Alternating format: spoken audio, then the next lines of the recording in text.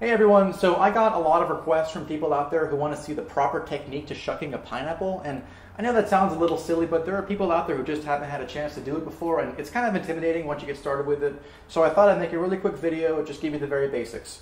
So the first thing you'll need obviously is your pineapple. Make sure you have a nice flat surface and a sharp knife. And if you look closely at your pineapple, the first thing you'll notice are these very strange looking green and brown leaves poking out the top. These leaves are inedible and they are not to be eaten. So what you want to do is just take your pineapple, put it on its side, take your sharp knife, and give it a nice rough chop right off.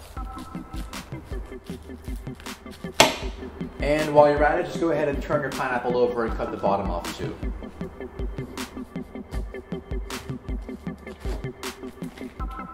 These parts can go into the garbage.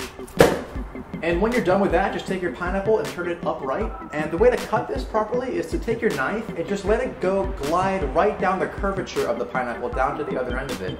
And you want to get close enough to the outer skin without actually cutting into the fruit. That way you don't waste any of the actual pineapple.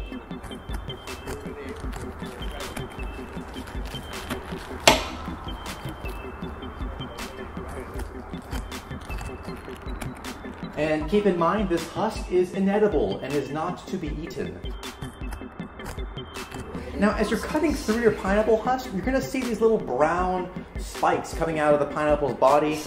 These, if you have too many on them, can leave a rough and unpleasant texture on the pineapple. But you know, a few here or there isn't really going to bother anyone, so don't worry about getting them all off. And when you're all done taking that husk off, just go ahead and toss it into the garbage. Now the next step involves tackling the core of the pineapple. Now the core is inedible, it is not to be eaten. So what you want to do is just get a little messy, put your knife down for a second, get your hands out and just start digging out that core.